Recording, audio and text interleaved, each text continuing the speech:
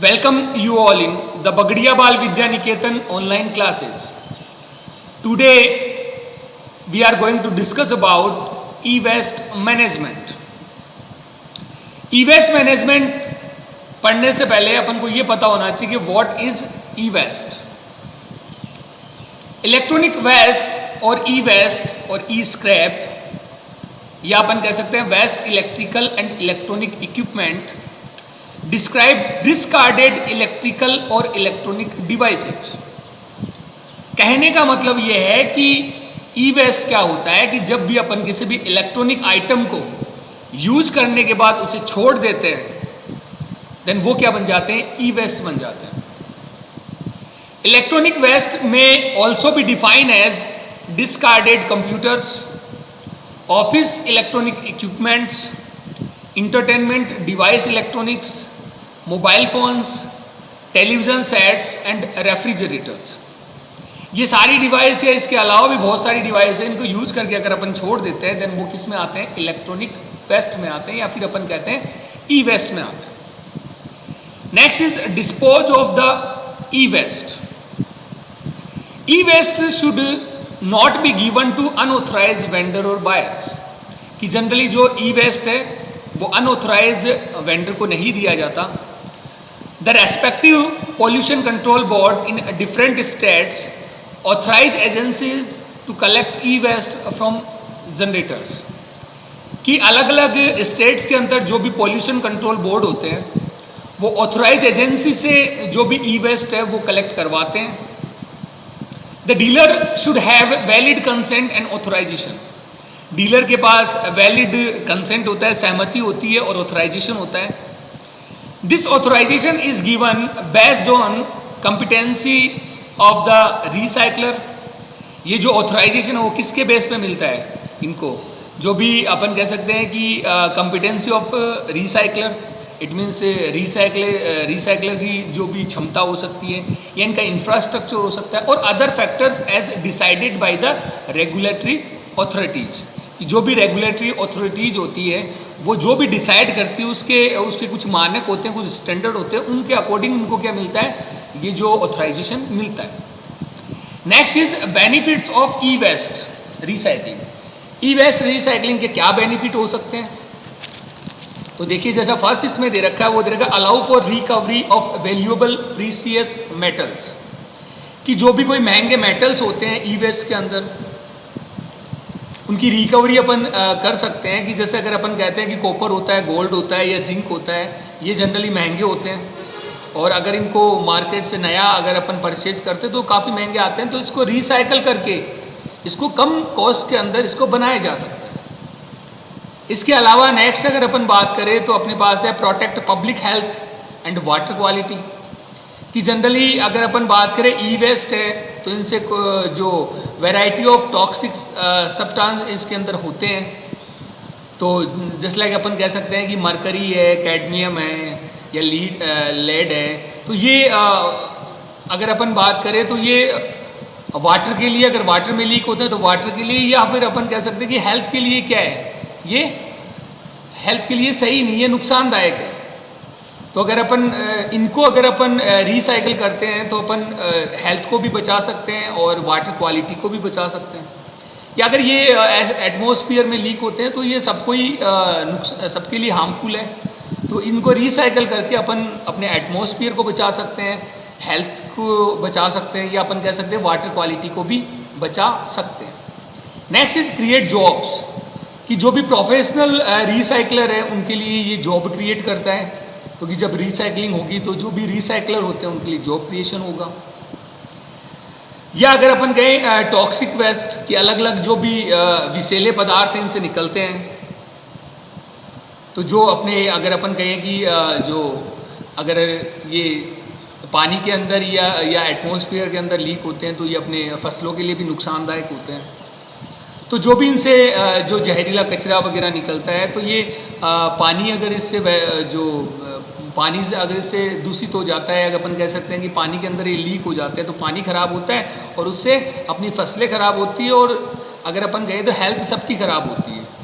तो ये एक टॉक्सिक वेस्ट है, इनको रिसाइकल करना बहुत ज़रूरी है. नेक्स्ट आता है, वो आता है सेव लैंडफिल स्पेस, कि जनरली ई वेस्ट है काफ़ी ज़्यादा बढ़ रहा है आजकल, और अगर इसको रिसाइकल करेंगे तो अपने लैंडफिल स्पेस है इसको अपन उसको संरक्षण दे पाएंगे। तो ये कुछ इसके बेनिफिट्स है, जो भी रिसाइकलिंग अगर अपन करते हैं ई वेस्ट की, तो इससे कुछ बेनिफिट्स है अपने को।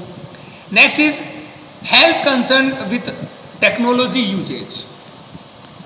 अगर अपन टेक्नोलॉजी का यूज करते हैं तो इसके अपने हेल्थ के ऊपर क्या क्या इफेक्ट हो सकते हैं। तो जनरली अपन कहते हैं कि although technology has improve our life enormously, yet it should be use in a moderate amounts. कि जनरली टेक्नोलॉजी है, इसने अपनी लाइफ को अत्यधिक, या अपन कह सकते हैं बहुत ही आसान कर दिया है या इम्प्रूव कर दिया है, पर इसका यूज है वो अपन को एक कम मात्रा में ही करना चाहिए, या अपन कहें कि कम अमाउंट, मॉडरेट अमाउंट में इसका यूज अपन को करना चाहिए। Excessive use of technology such as smartphone, computers, online gaming, social media etcetera leads the many health related problem.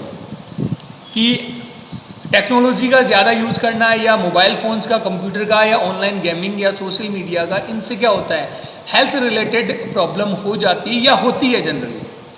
अब इसमें क्या क्या हेल्थ रिलेटेड प्रॉब्लम होती है इनके ज़्यादा से ज़्यादा यूज करने में, जिनमें फर्स्ट आती है द इम्पैक्ट ऑफ हियरिंग, सुनने में दिक्कत होना, ये अपना क्या इम्पैक्ट ऑफ हियरिंग है।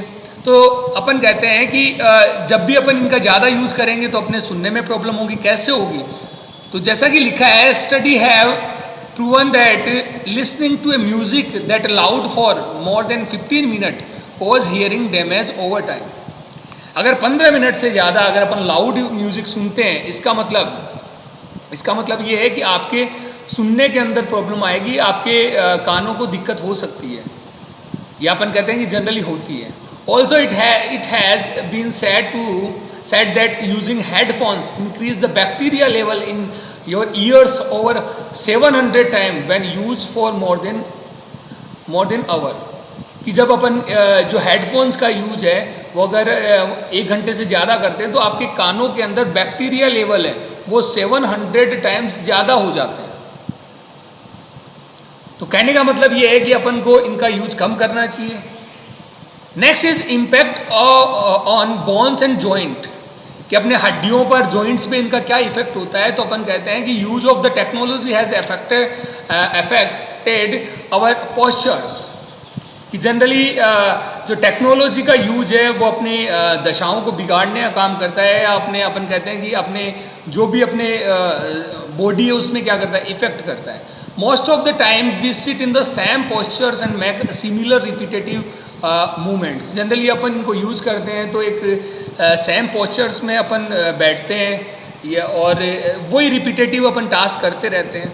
एग्जाम्पल में दे रखा है कि thumb movement on mobile phones, कि अपन बार बार क्या करते हैं, अंगूठे से मूव करते रहते हैं, एक सेम पोजीशन के अंदर अपन बैठे रहते हैं। स्लाउचिंग और using your joints and muscle in repetitive movements all cause strain on our muscles and joints, कि ये अगर अपन रिपीटेटिव मूवमेंट्स करते जाते हैं तो ये अपने मांसपेशी और जोड़ों के खिंचाव का कारण बनता है, उनके लिए प्रॉब्लम का कारण बनता है। Next is I problems. Constant exposure to smartphones, laptops and computers can impact our vision and may lead to other eye related problems। कि जनरली जो भी अपने मोबाइल फ़ोन्स है, लैपटॉप है, इनका ज़्यादा यूज करना ये अपने आँखों के लिए क्या करता है, प्रॉब्लम क्रिएट करता है, आँखों को प्रभावित करता है। The blue light that comes from our phones and computers very damaging on the retina. जो अपने फ़ोन या कंप्यूटर से जो ब्लू लाइट आती है वो अपने रेटिना के लिए बहुत ही ज़्यादा हानिकारक है, नुकसानदायक है। Even more than ultraviolet light, ultraviolet light से भी ज़्यादा ये क्या है, हानिकारक अपनी आँखों के लिए। दिस में even lead to vision loss, ये आँखों को ख़राब भी कर सकती है। Computer vision syndrome is a technology related health condition affecting eyesight. कि जो कंप्यूटर विजन सिंड्रोम है ये क्या है, एक टेक्नोलॉजी है जो अपने स्वास्थ्य, या अपन कह सकते हैं कि जो एक ऐसी टेक्नोलॉजी जो जुड़ी है अपनी स्वास्थ्य स्थिति से, जो अपन आँखों की रोशनी को जैसे प्रभावित करती है, उससे रिलेटेड जो भी हेल्थ इश्यू है उससे जुड़ी हुई एक टेक्नोलॉजी जिसको अपन कहते हैं computer vision syndrome, CVS। Next is sleep issues. Excessive smartphone, computer and tablet use can disturb our sleep. कि जो स्मार्टफोन, कंप्यूटर, टैबलेट है, इनका ज़्यादा यूज क्या करता है, अपनी जो नींद है उसको डिस्टर्ब करता है, उसको बाधित करता है, खराब करता है। Bright lights from these devices block melatonin secretion. जो आपके जो ब्राइटनेस आती है, जो अपने लाइट्स आती हैं, वो आपके जो एक मेलाटोनिन सेक्रेशन है, जो उसके स्राव, एक हार्मोन होता है, उसके स्राव को रोकने का काम करती है।